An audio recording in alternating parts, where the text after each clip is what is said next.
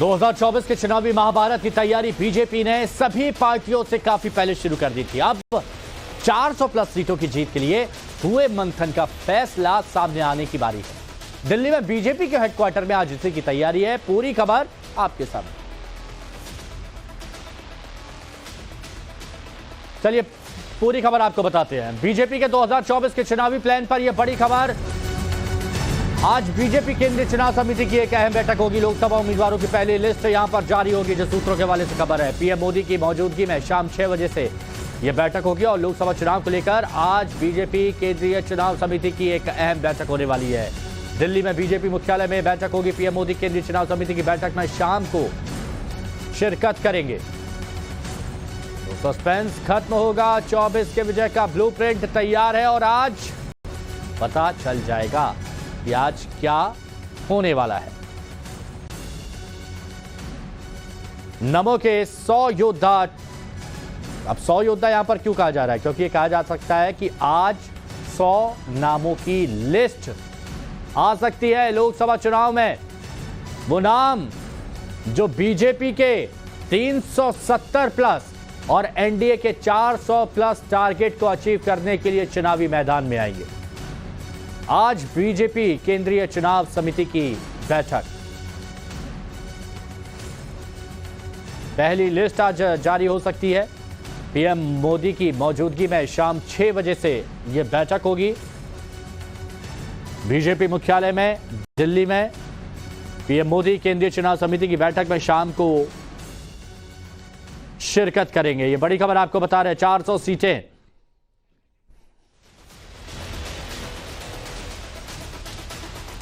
तो 400 प्लस सीटों का यहां पर लक्ष्य लिया गया है। प्रधानमंत्री नरेंद्र मोदी अभी से पूरी तरह से कॉन्फिडेंट यहां पर नजर आ रहे हैं। तो बैठक का एजेंडा क्या है यह आपको बताते हैं। 2014 और 2019 में हारी सीटों पर चर्चा होगी। इसके अलावा 100 से 120 उम्मीदवारों के नामों का अनुमान आज यहां पर लगाया जाएगा। पहली लिस्ट में मोदी शाह के नाम संभव है। ऐसा हो सकता है कि पहले जो 100 नाम आएंगे उनमें प्रधानमंत्री नरेंद्र मोदी का भी नाम होगा, अमित शाह का भी नाम हो सकता है। 2000 और 2019 में जो सीट हारी गई थी, बीजेपी के हाथ से फिसल गई थी, उन सीटों पर इस बार सबसे ज्यादा मेहनत बीजेपी की तरफ से की गई है। हिमांशु तिवारी हमारे सहयोगी बीजेपी हेडक्वार्टर दिल्ली से जुड़े हुए हैं। मनीष यादव लखनऊ से हमारे साथ है। भंवर पुष्पेंद्र हमारे साथ जयपुर से हैं। लेकिन सबसे पहले तो दिल्ली की ही बात की जाएगी। तो हिमांशु जरा बताइए आज क्या होने वाला है?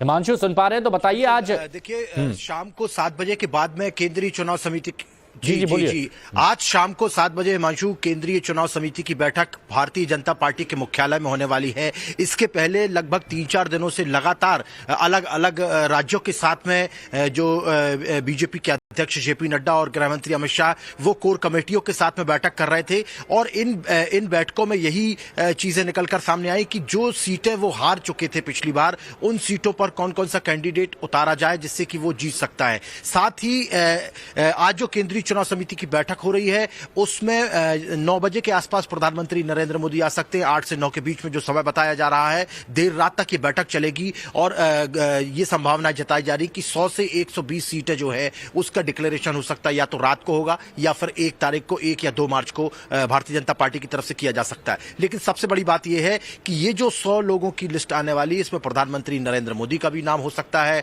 इसमें गृह मंत्री अमित शाह का भी नाम हो सकता है, राजनाथ सिंह, जेपी नड्डा और इसके माफ करिए जेपी नड्डा, राजनाथ सिंह और मतलब हिमांशु तिवारी जी, मतलब ये है कि बड़े नाम यहां पर आ सकते हैं, बड़े नाम यहां पर आ सकते हैं। चलिए एक और बड़ी खबर यहां पर बता देते हैं। 2024 चुनाव में राजस्थान पर बीजेपी का बड़ा दाव। राजस्थान की सभी 25 सीटों पर लड़ेगी बीजेपी। सूत्रों के हवाले से खबर, 15 सीटों पर नए चेहरों पर दाव लगाने की तैयारी है। ए और बी कैटेगरी में सीटें बांटकर जीत की तैयारी बीजेपी ने की है। आज शाम दिल्ली बैठक में उम्मीदवारों का ऐलान संभव है। सीधे रुख करते हैं, हमारे सहयोगी से बात करेंगे, क्योंकि देखिए राजस्थान बहुत अहम राज्य है और राजस्थान में प्रचंड जीत के लिए बीजेपी तगड़ी रणनीति बना रही है। जिन सीटों पर बीजेपी को जीत तय लग रही है उन्हें ए कैटेगरी में रखा गया और जिन सीटों पर समीकरण दुरुस्त करने हैं उन्हें बी कैटेगरी में रखा गया।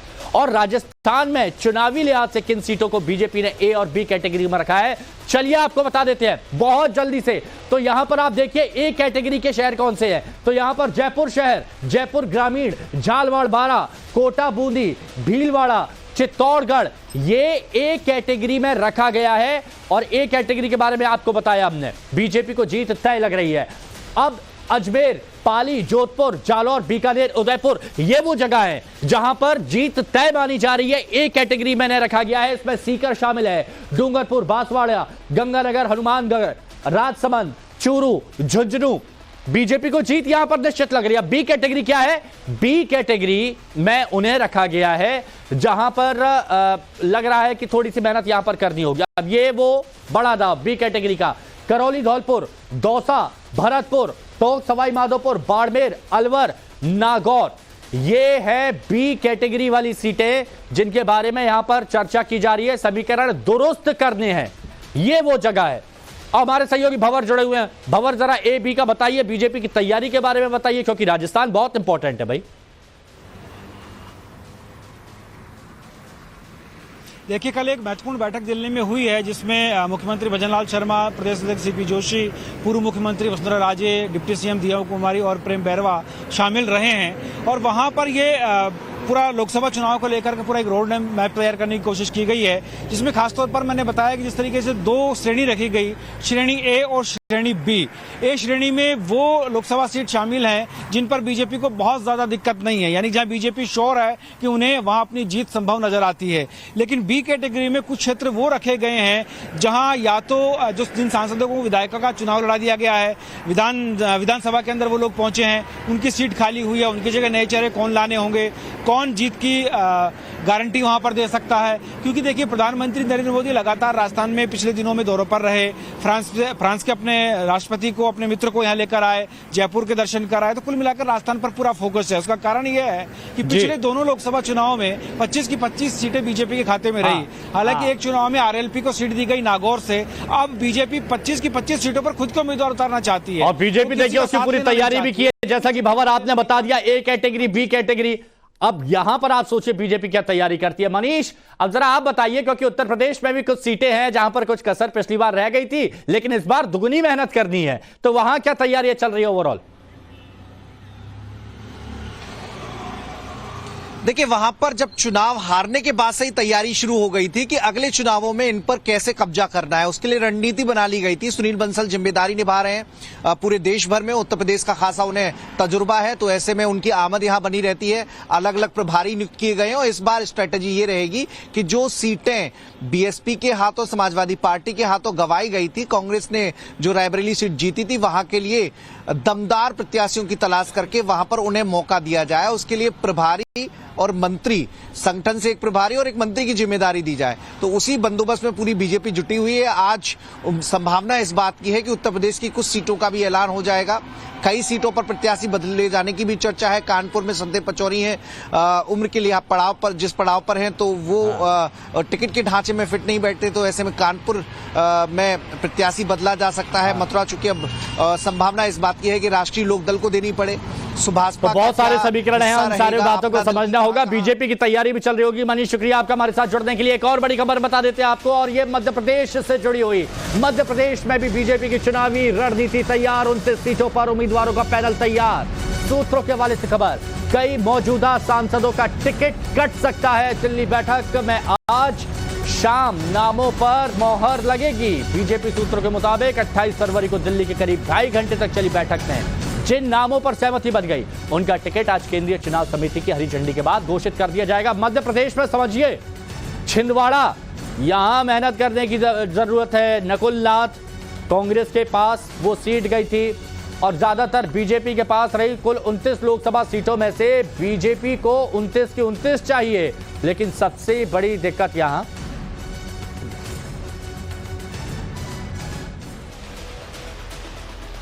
तो मध्य प्रदेश में बीजेपी के टिकटों को लेकर एक बड़ी खबर आपको बता रहे हैं। पूर्व मुख्यमंत्री शिवराज सिंह चौहान लड़ेंगे चुनाव, लोकसभा चुनाव। विदिशा से शिवराज सिंह चौहान को टिकट मिल सकता है, यह सूत्रों के हवाले से खबर है। हालांकि इससे पहले जब विधानसभा चुनाव लड़ते थे तो बुधनी से लड़ते थे। मध्य प्रदेश बीजेपी अध्यक्ष बीएल शर्मा को खजुराहो से टिकट, वहीं एमपी के 4 से 5 सांसदों का टिकट कट सकता है। भोपाल से साध्वी प्रज्ञा का टिकट कट सकता है, यह सूत्रों के हवाले से खबर है, क्योंकि इससे पहले भी साध्वी प्रज्ञा कई विवादों में भी रही हैं। और मध्य प्रदेश में कई सांसदों का टिकट इसलिए भी कट सकता है क्योंकि बहुत से सांसद ऐसे हैं जिनको विधानसभा चुनाव लड़वा दिया गया था। अब चलिए, सूत्रों से मिली जानकारी के मुताबिक हम आपको बता देते हैं कि मध्य प्रदेश में इस वक्त कैसी क्या परिस्थितियां यहां पर चल रही हैं, क्या तैयारियां यहां पर चल रही हैं। तो यहां पर आप देखिए, एक नाम और एक से ज्यादा पैनल में नाम, ये हम आपको बताते हैं। शिवराज सिंह चौहान मध्य प्रदेश के पूर्व मुख्यमंत्री हैं, कैलाश विजयवर्गीय बीजेपी महासचिव हैं, ज्योतिरादित्य सिंधिया केंद्रीय मंत्री हैं। तो ये वो नाम है जो उम्मीद जताई जा रही है कि इनको मौका मिलेगा। नरोत्तम मिश्रा गृह मंत्री थे, इस बार चुनाव हार गए दतिया से, तो मध्य प्रदेश के पूर्व मंत्री बीडी शर्मा मध्य प्रदेश के बीजेपी अध्यक्ष, अब इनका भी नाम यहां पर सामने आ रहा है कि हो सकता है कि इनको भी यहां पर टिकट दिया जाए। अब कार्यकर्ताओं के फीडबैक का महत्वपूर्ण रोल है और यहां पर बीजेपी कहती है कि भाई हम तो कार्यकर्ताओं की सुनते हैं, हमारा कैडर मजबूत है और कार्यकर्ताओं की सुनते हैं, तो इसीलिए कार्यकर्ता हमारे साथ जुड़े रहते हैं। तो मध्य प्रदेश के टिकटों पर रायशुमारी का दौर चला, कार्यकर्ताओं के फीडबैक बहुत महत्वपूर्ण माना गया, कार्यकर्ताओं को सुना गया। 50% से ज्यादा मौजूदा सांसदों के टिकट कटेंगे, 2 बार से ज्यादा के सांसदों को बदल दिया जाएगा, महिला उम्मीदवारों की संख्या बढ़ाई जाएगी। ये रायशुमारी के बाद सामने आया। उम्मीदवारों की औसत आयु 50 साल तय हुई है कि भाई एवरेज, ऑन एन एवरेज 50 साल। मकरंद काले हमारे सहयोगी हमारे साथ में इस वक्त बने हुए हैं। मकरंद, आपने भी देखा होगा मध्य प्रदेश में टिकटों को लेकर जो रायशुमारी हुई और क्या तैयारी यहां पर की गई, आप बताइए, आपके पास क्या खबर है?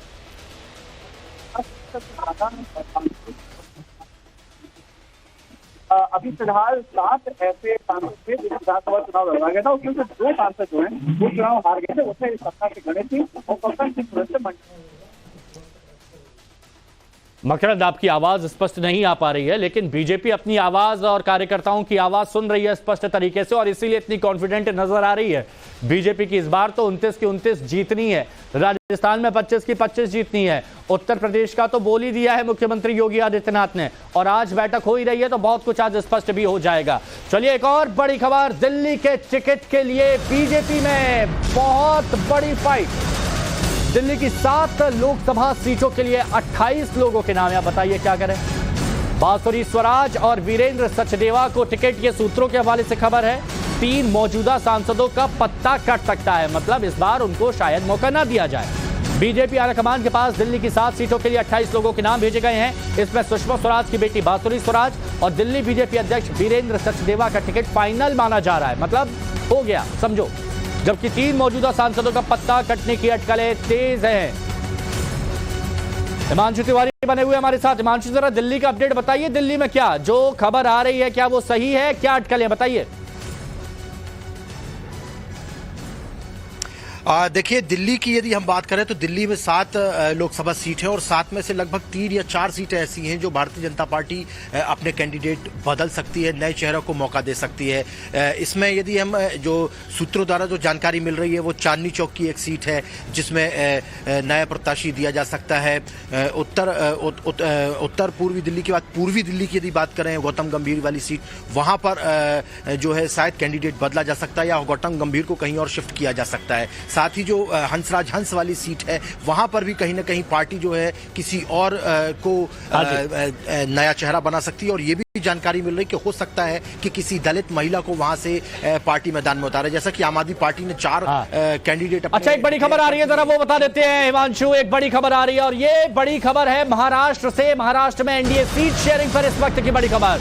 मार्च के पहले हफ्ते में मीटिंग करेंगे अमित शाह। शिवसेना, शिंदे गुट, एनसीपी के साथ अमित शाह की मीटिंग होगी। सीट शेयरिंग का फाइनल फॉर्मूला तय होगा और सूत्रों के मुताबिक महाराष्ट्र में सीट शेयरिंग के तहत बीजेपी को 26, शिवसेना शिंदे को 18 और एनसीपी को 4 सीट के फॉर्मूले पर मोहर लग सकती है। लेकिन इस फॉर्मूले पर फाइनल मोहर के लिए एकनाथ शिंदे को सबसे पहले उद्धव गुट की 5 सीटों पर जीत की गारंटी देनी पड़ सकती है। और यह भी आपको जानना चाहिए कि बीजेपी ने महाराष्ट्र में 2019 के लोकसभा चुनावों में 25 सीटों पर चुनाव लड़ा था, जिसमें से 23 पर उसे जीत मिली। लेकिन इस बार बीजेपी के यहां 30 सीटों पर चुनाव लड़ने की मंशा है। बीजेपी चाह रही है कि जो लहर इस वक्त है उस लहर का फायदा उठाया जाए। ज्यादा से ज्यादा सीटों पर चुनाव लड़ा जाए, जीता जाए और एनडीए प्लस 400 का जो टारगेट है उसको पार किया जाए। हमारे साथ में बने हुए हमारे सहयोगी हिमांशु तिवारी जी, जरा बताइए महाराष्ट्र को लेकर क्या तैयारियां हैं? पिछली बार से ज्यादा सीटों पर बीजेपी लड़ेगी अकेले इस बार, ऐसा है? बिल्कुल बिल्कुल बिल्कुल बिल्कुल। देखिए, भारतीय जनता पार्टी जिस तरीके से प्रधानमंत्री नरेंद्र मोदी ने 370 का लक्ष्य रखा है बीजेपी का और 400 प्लस का लक्ष्य रखा है एनडीए का, उसको पाने के लिए भारतीय जनता पार्टी हर प्रकार की रणनीति बना रही है और हर स्टेट में अलग अलग तरीके से जहां पर वो गठबंधन में है, वो गठबंधन में एक बड़े भाई की भूमिका है। जैसा कि हमने देखा कि बिहार के भी उप मुख्यमंत्री का बयान आया था जो भारतीय जनता पार्टी के अध्यक्ष है कि इस बार बिहार में भारतीय जनता पार्टी बड़े भाई की भूमिका में होगी। तो निश्चित तौर पर महाराष्ट्र में भी भारतीय जनता पार्टी बड़े भाई की भूमिका में है, क्योंकि बिना भारतीय जनता पार्टी के महाराष्ट्र में सरकार नहीं बन सकती थी। और शिंदे गुट के साथ में जिस तरीके से उन्होंने राज्य में सरकार बनाई और जिस तरीके से अब आगे की रणनीति बन रही है, तो ज्यादा से ज्यादा सीटें भारतीय जनता पार्टी वहां पर लड़ना चाहती है और ज्यादा से ज्यादा सीटें लाना चाहती है, न सिर्फ महाराष्ट्र बल्कि दक्षिण भारत को लेकर। हाँ, तो पूरी तैयारी यहां पर कर ली गई है बीजेपी की तरफ से और आज शाम को बहुत सी स्थिति स्पष्ट भी हो जाएगी। बहुत बहुत शुक्रिया हिमांशु आपका हमारे साथ जुड़ने